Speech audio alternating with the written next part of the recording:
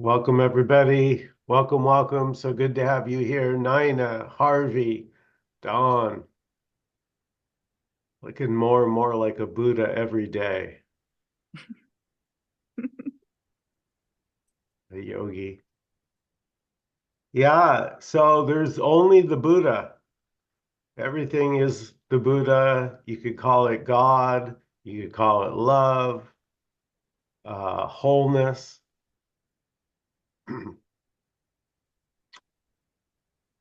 Everything is it. So this is it. You could Jenny's been using God's imagination, which I love. I have no problem at all calling this God's imagination, calling it Buddha mind, the one Buddha mind. There's nothing outside the Buddha mind.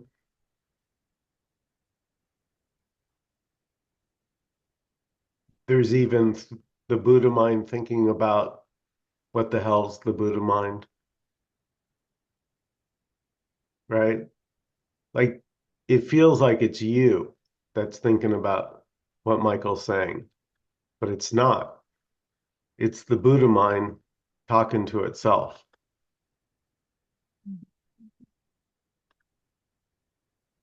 But as the different characters, that's the only way it can make apparent separation and difference is through the imagined characters. That's the right. That If there's only one thing, it's, I mean, this is pretty damn good. yeah. It's convincing. And for some of us, um, we're not buying it anymore. We smell a rat. And if you're one of those, what I call ultra sensitives, you're just ultra sensitive. Something about life, I used to say, felt off, but I couldn't put my finger on it. Something felt off about life, but I couldn't put my finger on it. And it turned out that the seeking was assuming that this isn't it already. And it is it already. Because there's only it. So the seeking is it too, as is not seeking.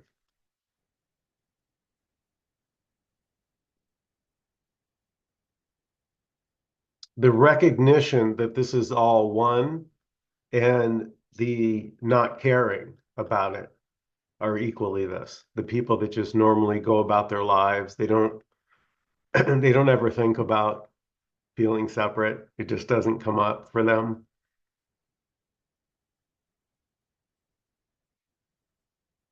But what happens is the conceptual thoughts begin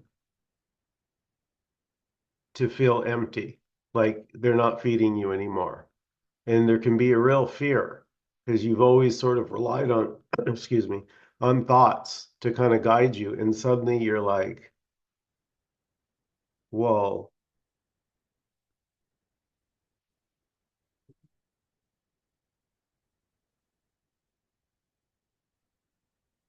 like what happens if I don't listen to my thoughts? What happens if you don't go to a thought? Does anything happen?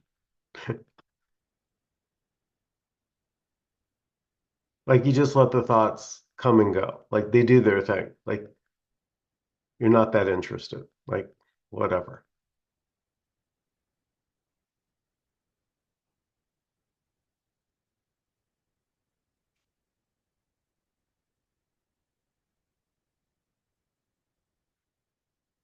So that's like a conceptual story that's never actual.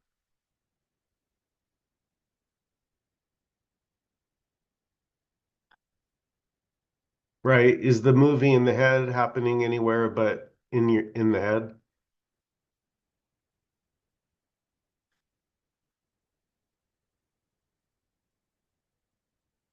you know? No one else is seeing that movie.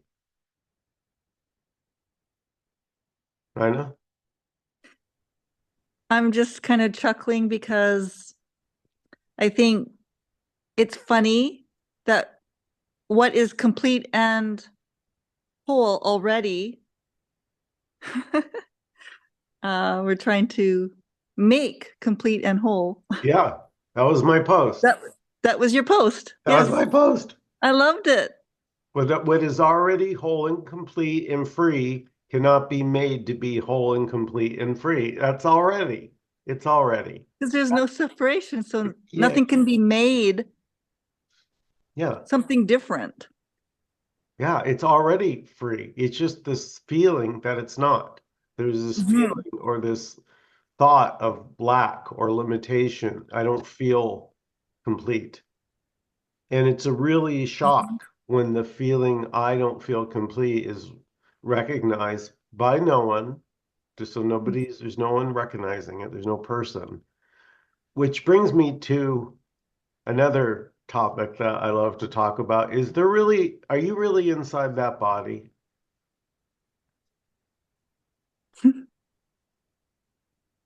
Harvey, have you asked your college kids, have you asked them if they actually reside inside the body? I've asked them that many times. I actually just asked them yesterday about that. And the reason I did was because I mentioned to them that in our culture, the Western culture, we're used to thinking this is me. Okay. But in like certain African philosophies, the community is the me. So you're not the you is not in the body. There's an illusion of a character.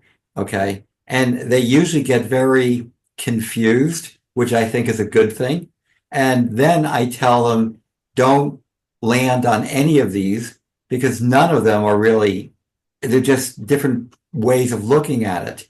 So it's a very good question because we think that the body, there's like a being inside of it or, pulling the controls.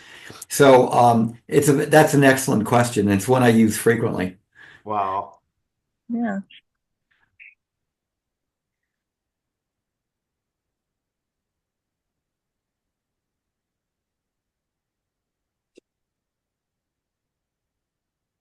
Because it's just assumed that I'm in this body. It's just assumed.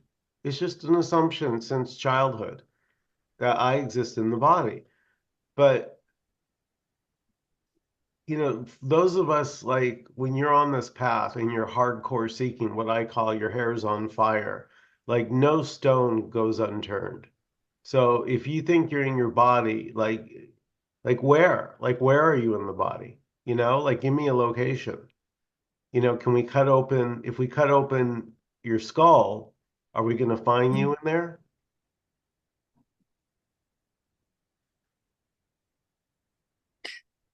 Yeah. There's an assumption. Oh, yeah. There's an assumption that there's an image that we remember from looking in the mirror. And we remember that there's a remembering of the image. And then we call that me. Yeah. Now check And it. everybody told us that was me in the mirror. Right. Now check So it. we've been programmed.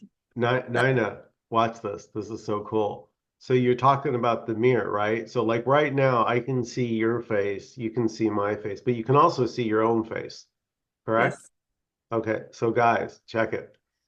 Other than hair, skin, and eyes, basically, that's what you're calling you, the body. Look what's right there. Like, don't add anything. It's some hair, some skin, you know? It's like barely there.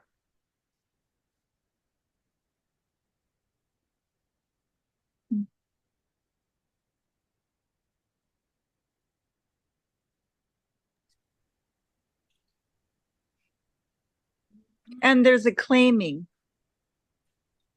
identifying, claiming, which doesn't mean anything. Yeah, yeah, very good. It's empty. That claiming, that voice that says, no, I'm the body. It's me. That voice is sort of an imposter of you. It's saying Mm. yeah, it's claiming to be God. And it can be unseen once it's seen. What do you mean? The gig's up for the Well, trickster. no, I don't know about that. You could forget it. There's Yeah, a lot of, it's very common, and there's nothing. yeah. I want to say this though. Okay, I have something to say. It's fine if you forget, quote, your true nature, and you think you're a person for 5 seconds or 5 hours. Does it really matter?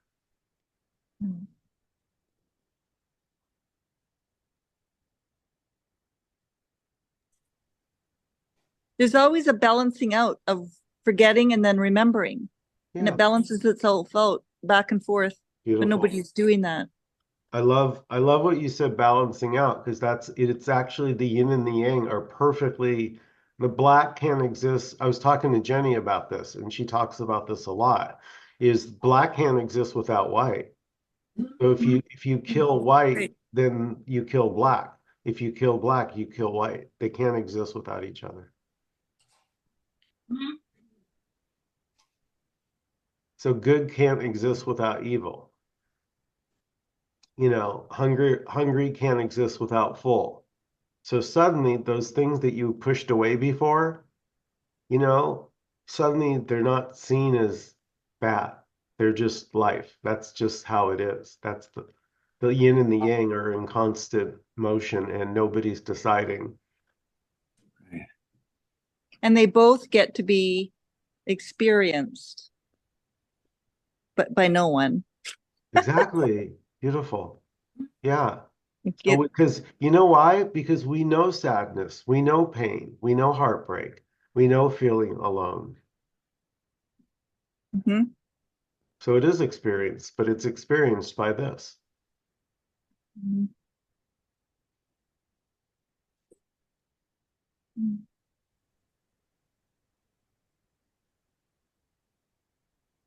I wonder if even with the opposites of like good, evil, or this and that here and there, is it only, do they actually exist, or is it just the labeling that let's say there's a feeling or something's coming up, and then we say, what is that? We project a word onto it.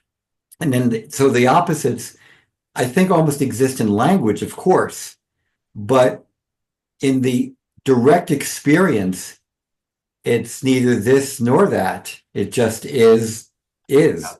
yeah, beautiful. Yeah, because all is spontaneously existing. So there's no time for any monkey business, you know, because it's spontaneous. So by the time you think you've done anything, it's already being done.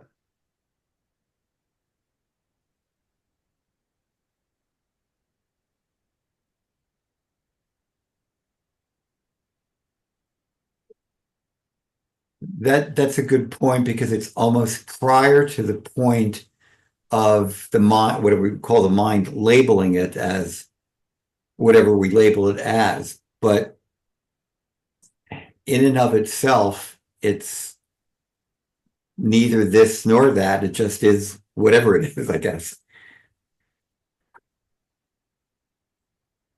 It's everything. Our favorite go-to word.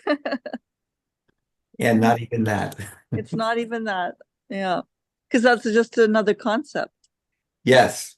And I was also thinking too, Michael, when you said, or I guess you did, I've often wondered about the phrase true essence or true nature, because and that's taught, like when I teach a Buddhism course, I'm using those words, but even that implies there's something other than it may imply other than this, that Yeah. even say true nature still says, well, there's this character, but there's also a true nature somewhere behind it, and so I think we use the words, but I think that even the words true nature it works in language, but it's not quite on point. Yeah. Yeah. Mhm. That's a good point, Harvey.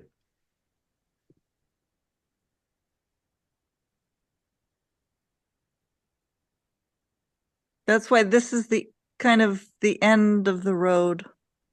It's the seeker's end. Well, the Seeker, of which I was a card-carrying member, um,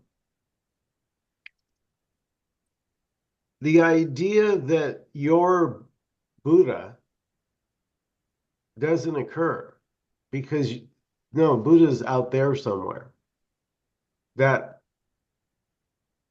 this is already Buddha speaking, blinking, thinking, laughing, crying.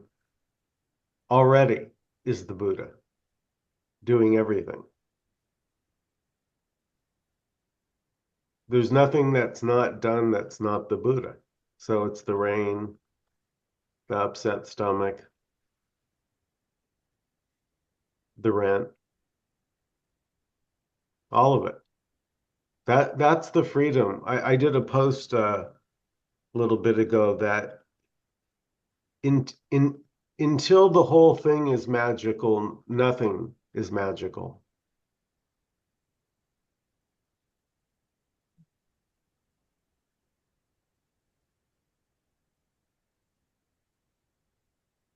I'm glad that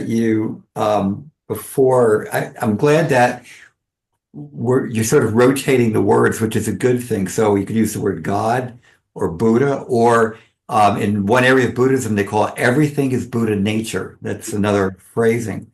And so the the value of kind of using the different words kind of prevents us from landing on one word and saying, ah, that's it. It's God.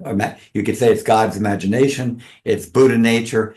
But by using the different words, because otherwise it's very easy to get attached to a word and make it special. And there is either everything is special or nothing is special. Well, let me ask you, Harvey. Sure. I have a question for you. Yeah. So what I'm trying to express, and maybe you can, it it doesn't matter what you think it is, right? That's the thing about having a conceptual idea of Buddhism. Like you're hunting for it. Okay, well, I think I know what I've read the books, and Mhm. and you're looking, but you can do the same with Vedanta. Same Mhm. thing. You get like the big self with the guy. So here's my question. What I'm speaking of is the recognition that what is already there, already speaking, already taken as you, is in fact not you, but is God, is Buddha, is the infinite already.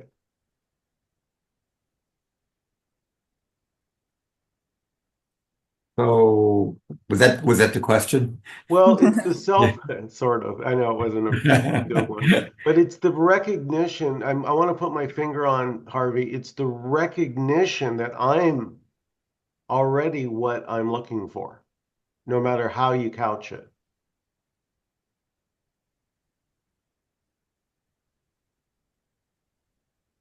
It I think it all works, everything that you said.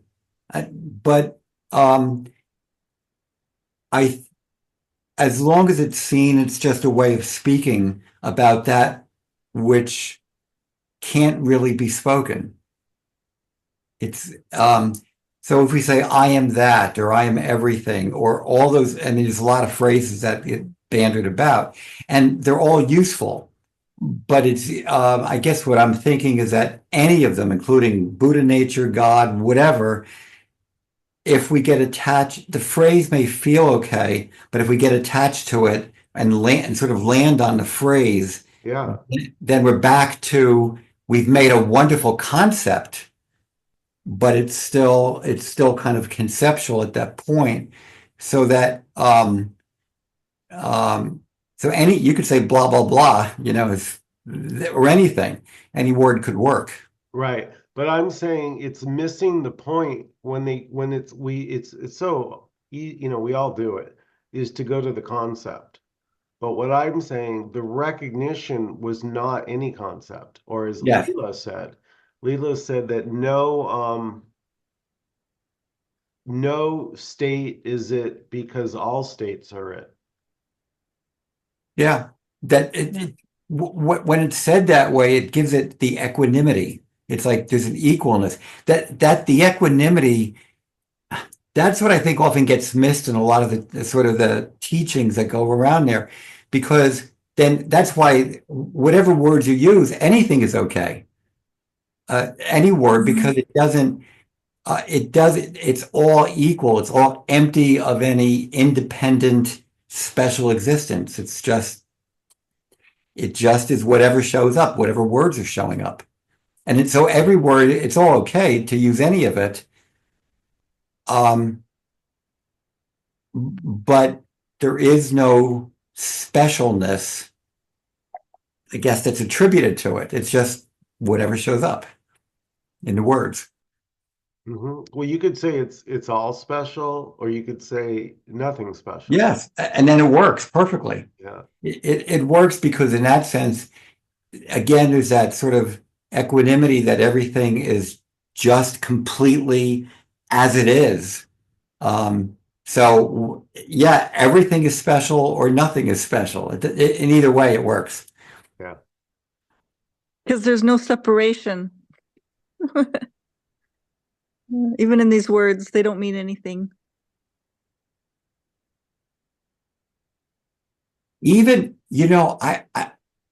and I know the not two, and I know that's the sort of the non-dual not two, or the Vedanta. But even I think even to say that it's separate or not separate, even then, there's something I know. To me, it's almost like beyond even those words. Yeah. And even beyond is not even a good word. See, once we say it's separate or not separate, we're back into sort of the kind of that dualism again. Okay. And it doesn't deny that sort of the not two or anything, but even to say that we put ourselves back into, I think, sort of back into that kind of dualistic approach or Yeah. whatever. Yeah. It's very common. We've noticed it at other speakers' meetings, and I that the human part is dirty. A thought is dirty, a feeling is dirty, it's not pure, it's not the infinite. And the message here is it's already all of it. Yep. So a cough, a cough, coughing is as holy as the Buddha bowing at your feet.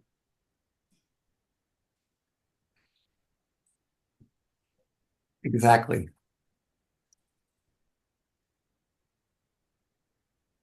I'm going to remember that the next time I have a cough. It is, though. That's the It is. miracle. Like you wouldn't think of a cough as the Buddha nature, but a cough is just as much the Buddha nature as anything. Like so all of a sudden, like I'm telling you, you'll start looking at things differently. Like you'll really start to see detail, lights, colors, shades, sounds, all around you that you missed before because you were in the conceptual thought, worry, stressed out. So you literally are not seeing hardly anything around you.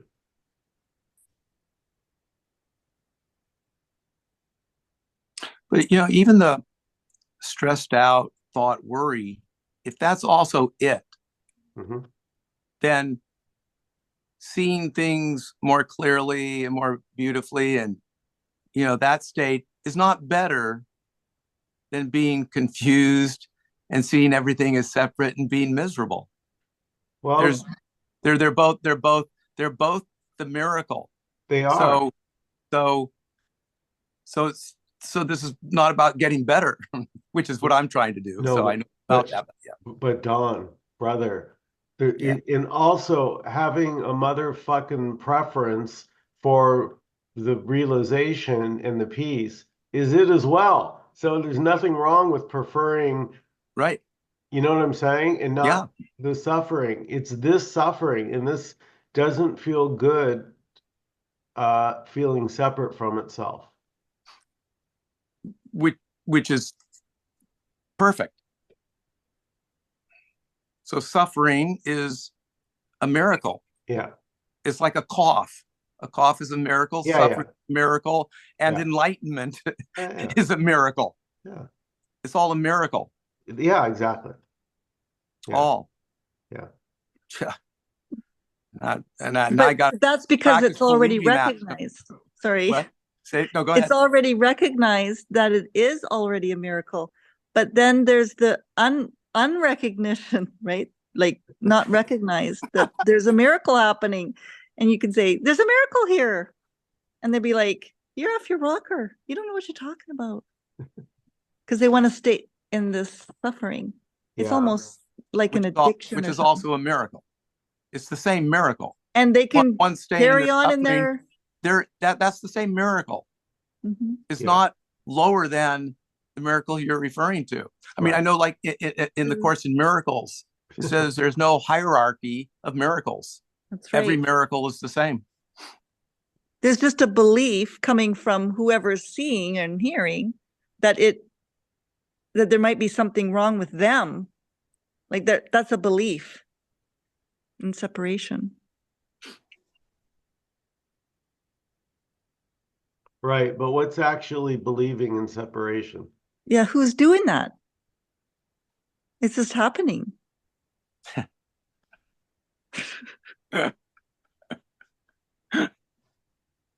Like, who's responsible?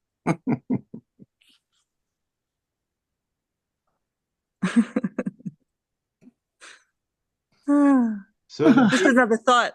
Just another thought. You're responsible. Yeah, I am.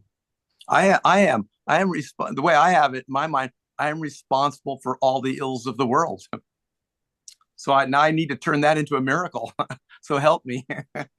Just use your X-ray vision through the thought and you can see right through it.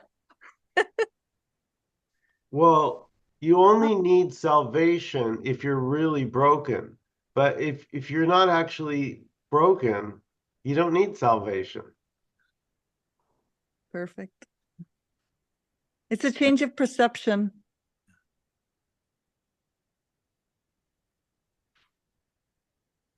Are you saying I'm not broken, Michael? Yes. Hell no. Boy, that's why I keep You coming can't back. get away with it either. That's You why I can't keep coming pretend you're back to these broken. meetings. Well, the freedom, guys, the freedom is this is what I love about this, seriously, is you can't attain this, you cannot attain this, and you can't lose it. Wow.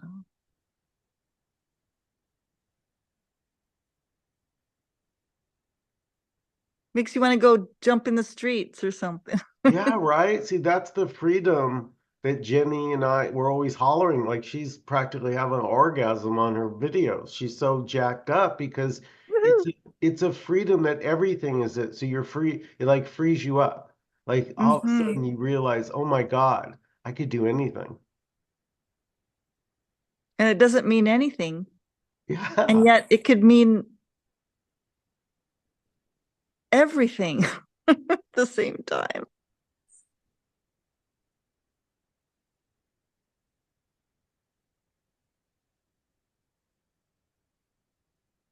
It's so beautiful. And every time I come to these meetings, there's this energy and it's so sublime and it's so amazing. And it's so fulfilling. Yeah, well, it's already whole and complete, and that can be felt. So we're not like filling up the space with a bunch of hot air. It's like a resonance. When two or more are gathered in my name. Yeah, it's so beautiful. Hmm.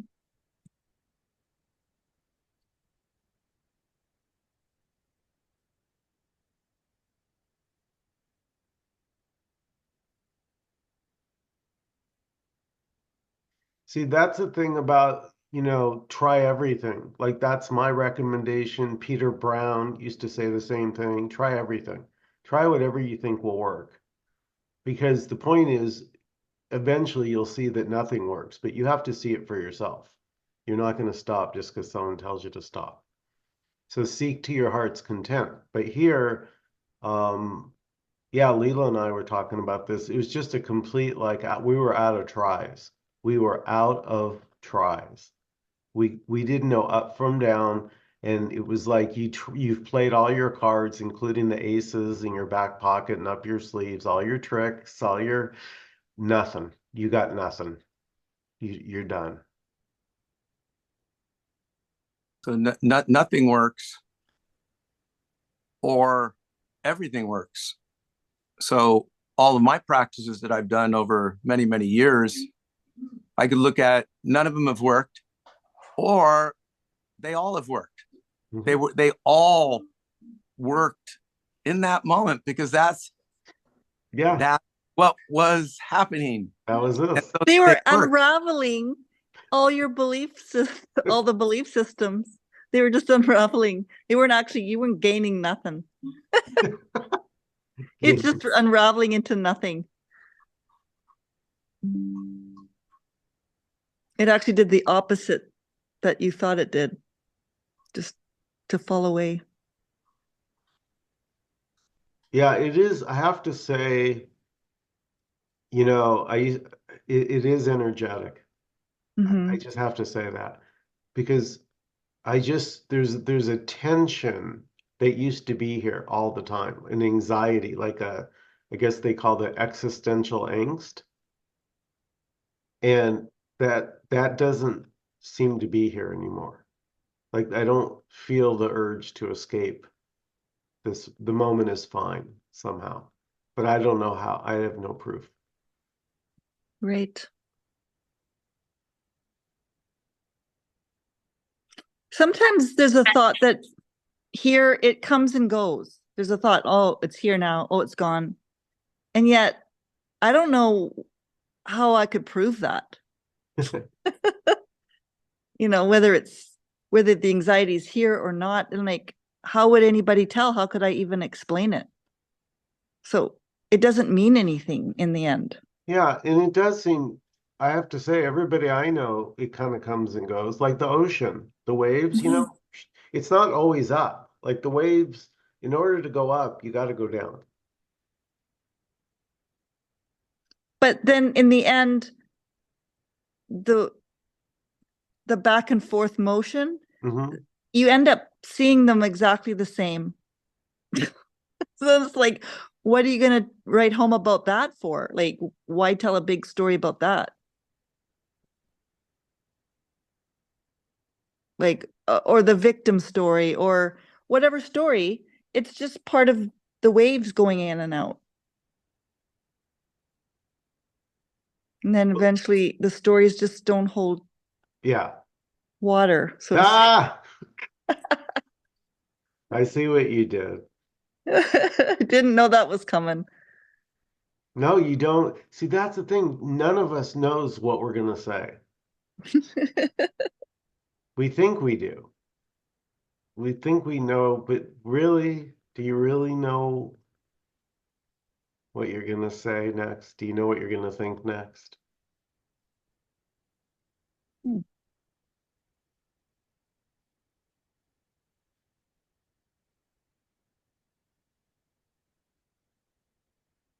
Manny, brother, feel free to jump in anytime.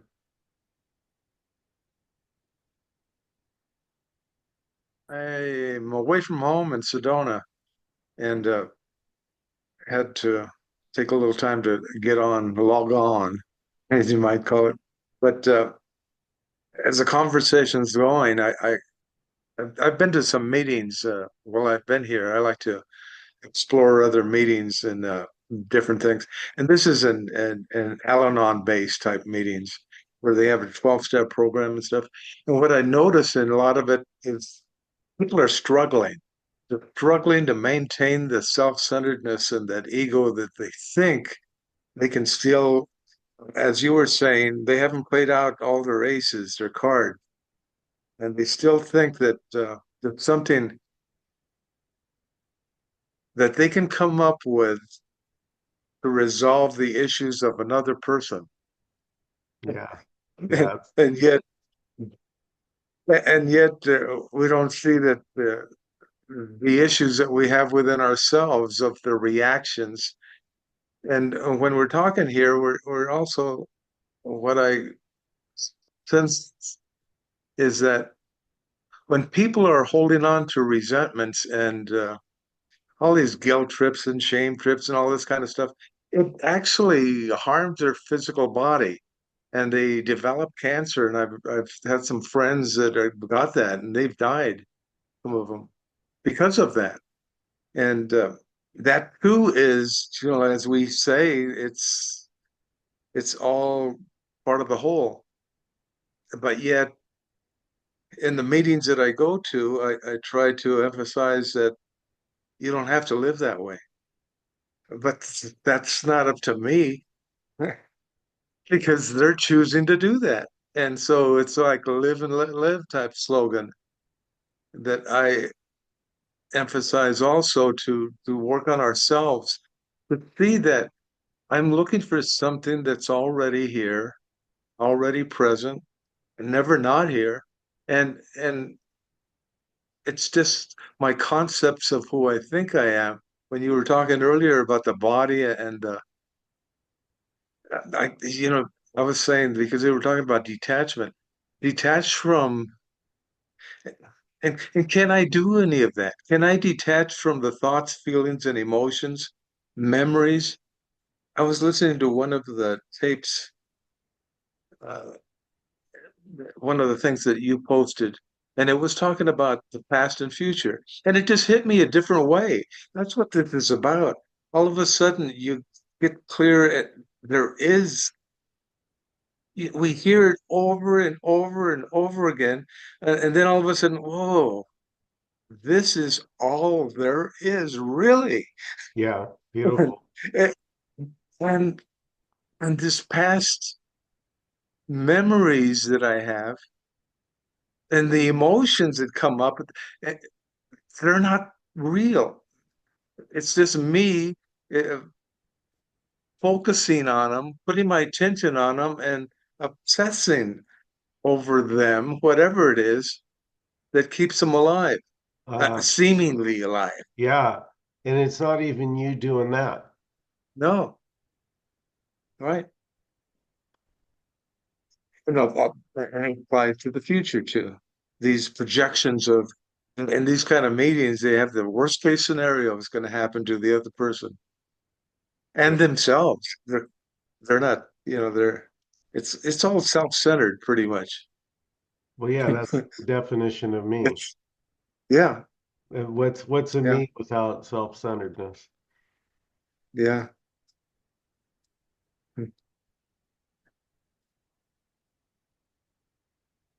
They're talking about the holidays, how they regret the holidays because of what they have to go through. And they're in their heads. I'm in my head thinking of worst case things that have happened in the past that doesn't exist, Wow. other than the thought about it. And they're Yeah. struggling with it. And So painful. self-fulfilling. Yeah. So living in your head can be so brutal and so painful. Yeah, And it can dawn that it's a conceptual world. It's not actually.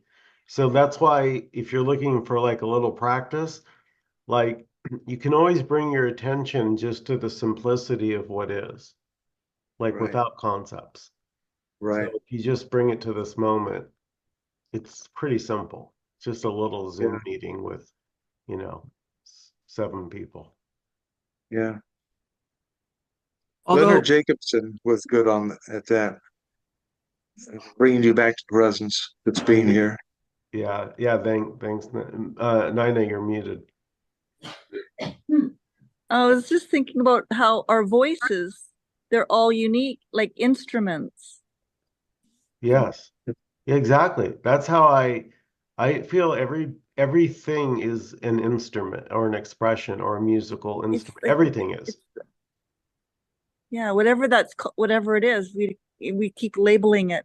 The mind just wants to label something, anything. But that's it. Like that sound that talking that you just did, that's the instrument playing. Yeah. And then it's gone. Oh, beautiful. Exactly. It's gone. So that's the thing about worrying, right? That's the little aha, like we talked about, like one of those moments, where you've heard it a thousand times, and then suddenly like you hear it 1,001 times, and they go, oh, they mean there really is just what's happening, like full Mhm. stop.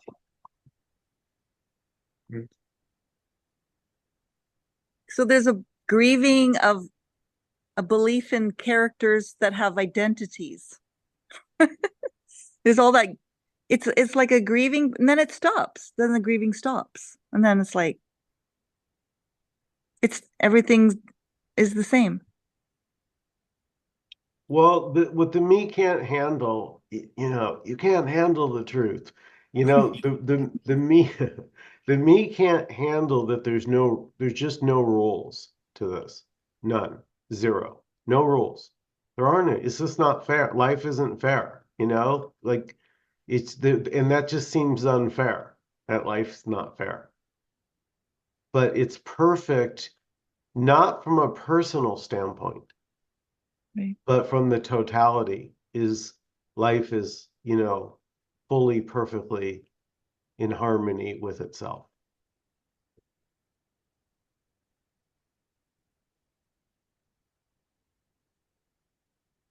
So it's a shift in perception from the limited identity focus to the expansive, boundless Right. focus, Now more or that less. sounds like a huge it sounds like a huge shift, but it's actually not, and here's why. It's already the case that there's only the expansive. So everyone here is already the expansive, but there can be a sense of a contraction that like you're still the thoughts and the conceptual is still sticky. And that's okay. Yeah, there's nothing wrong with it. Mm-mm. So I it's think that's a milestone in a way of in the in realization. yes, yeah, That's a milestone in itself. yeah, definitely. And Harvey, right? They talk about in Buddhism, like with the neither pushing it away nor clinging, Yeah, to your neither thoughts.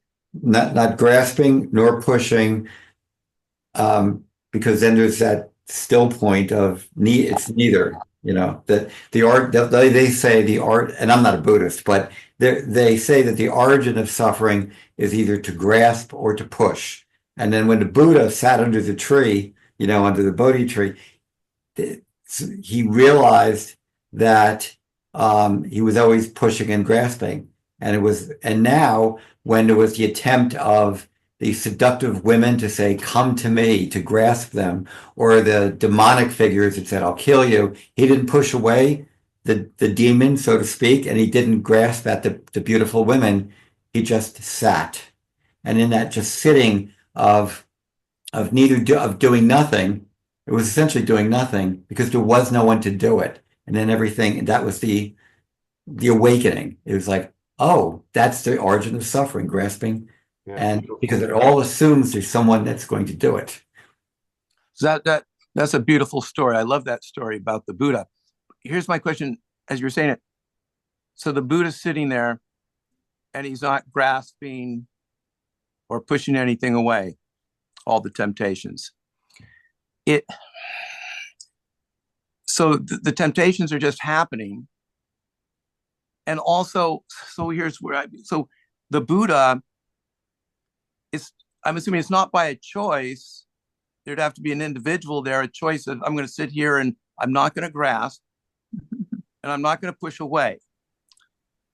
But if we're going to say that there wasn't that's not there, then, and there's no choice, then it just happened to the Buddha. It just all happened. I mean, he sat down and then it all happened. So he, in the actual writing of it, in the Pali language, he says to both the demons and the seductive women, Yeah. he says to either one as they occur, not interested. And I used to think about that. Like, what does he mean by not interested? Well, he wasn't going to claim either one. There was no claiming, and he didn't push it away and say, he just said not interested. It was almost like that's what's there.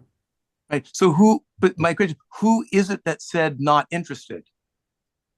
That's just that just arose in his space, so to speak. He didn't say that. It just, Yeah. Yeah, it just showed up. Yeah. I mean, And it's also a story. Yeah. Yeah. That's a beautiful story. But oh, go ahead, Harvey. No, I was just going to say that it is just a story, so we don't know exactly, what happened there. But even I used to wrestle with the question about, well, is there somebody there? Who's saying it? All those questions that we often hear in the inquiry. But after a while, the question of whether there is a definite self or there is no self, it's just, then the mind starts playing with it. It's another game for the mind to start chewing on, rather than not worrying about trying. It's like saying, is there free will or no free will? Ultimately, it doesn't matter, because whatever shows it's so simple. But we get caught in trying to make it into trying to figure it out, and then we debate it philosophically. I certainly do that in classes, but in a way, whether there is or isn't, it's like, it's almost like put them both aside, and when they're both put aside, then what's here? It's just seeing, or it's that simplicity is right there. Mm-hmm. Thank you for saying what you said. Very, very powerful. And what I'm taking away from this is not interested. It's like, I like that. I'm going to be practicing that I do a lot of practices still. But one of my practices now, not interested. Thank you so much, Harvey. I appreciate that. So here's one thing. There's a contemporary version of the story, and it goes back to the days when magazine salesmen would come to your door, ring the bell, and try to sell you all the magazines. Now, when you open the door, you could say, oh yeah, I'll take all your magazines. You'll grasp at it. Yes, I want them all. Or you could push the magazine salesman down the steps. Okay, push away or grasp.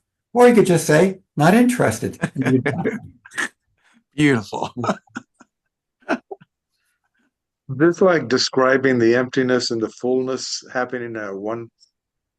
That's the wholeness of everything. That's not attached to anyone, and yet it is expressed by all. Yeah. Or none. Well, in one of the a thing called the Heart Sutra, this is a Buddhist thing, but it says there is birth and death, and there is no birth and death. There is sickness and there is no sickness. There is old age and there is no old age. It's both and neither. And just like with the thing about the waves going up and down, well, the waves appear to go up and down, and yet there is no up and down. And so the teaching sort of takes you, you start to see that no matter where you're going, even into the concepts, that it's there are concepts, but there aren't concepts. It's just, it takes you beyond all of it. But even to say beyond is another, kind of phrase there. But Yeah. um, so in a way that to me, the magic or the simplicity of it is not to worry about, is there a you? Is there not a you? Is there up or down here or there? Rather than just let them be for language, and then just there's a seeing that doesn't deal with either one, because then that simplicity is right in front of you. And Michael, what you said earlier was really good, because once this sort of appears to happen, then there's a vividness in everything. There's like in the looking, you seeing the trees and the grass, because now you're not trying to say, oh, it's nice or it's not nice. Now it's just vividness. That's the way I could call it. A Yeah. newness. Yeah. It's because the judgment kills the aliveness, the Yes. judger, and it just Mhm. happens so innocently. Oh, well, what was she thinking going out with that on? It's like you're in your head, you're in your own little world. And Yep. when that falls away, and I like what Paul Hederman says, he talks about traveling lighter. Traveling lighter, right? I love the underselling of it. It's that's it. That's all I get out of seeing this is traveling lighter. Let me tell you, traveling lighter is beautiful because you're in the world but not of it now. So you can play,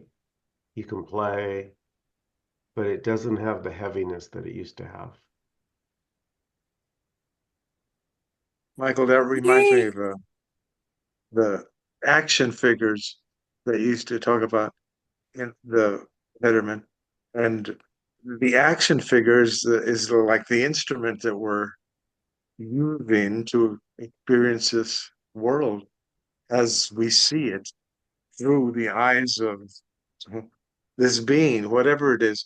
But the subtleties, it's almost like when there's no thought actually happening. It could be for a moment or a little longer or whatever, but you can actually feel the drama of the thoughts, one almost like a painting or putting weight on the essence of what's happening. In other words, they seem to cloud the experience that we're having. In other words, it's Yeah. almost like not even a step away, but it's kind of like a little subtleness that happens when I'm dwelling on an emotion that's that takes me away from this present moment. But it doesn't really take me away. It just that's what's going on. And that's just happening right then also. And I'm thinking that, oh, I should be back in this present no thought moment. But we're all good. Everything's included, including the thoughts, no thoughts, whatever. Yeah. That is the present moment as well. Yeah, yeah. So there's no fear anymore of losing anything. Like you can Yeah, lose a thought or yeah. no fear in Well, playing in the game or not playing Yeah. in the game. um, ultimately the freedom is the assumption that you were born. Yeah, that you were born. Could that be a myth? Oh my God. Definitely. That's a that's a wallop. Wow, it's a good one to end on. I want to say, because we're going to end, I'm um, what's the word? I'm inspired. So this Yay. whatever happened here again in this hour, I don't know, but something is here when two or more are gathered, like you said, Michael. Something is here, and there's gratefulness here, gratefulness in the heart, whatever. There's gratefulness, and it's like it's like we come together from like we've known each other, for eons, and we keep coming back, keep coming back. We were in the mystery schools in Egypt and all that kind of stuff, and now we're here on Zoom in our little mystery school, and this is ancient. That's my sense. This is ancient. So I thank you all individually, personally, everything. Thank you. Thank Thank you. you. And this, Thank you. thank you for the miracle. Thank you. Yeah. Thank you, everybody. Thanks, Michael, everyone. I appreciate Thank I just you. want to let Thank you you. know that if you guys want more this Friday, 11/22, 11 a.m. Pacific time, Jenny, Leela, and myself are doing an open Zoom. So if you want to message me, I can send you the Yeah. link. Love to have you. That's And this and and, Friday. Yeah. and if you've never seen Michael, Layla, and Ginny together, it is wild. You don't want to miss it. It's just a show. It's a beautiful show. So Thanks for appreciate it. Thank you guys so much. Thank you. Have a great evening, everybody. Thank You you. You guys- Bye. too. Take care. Bye.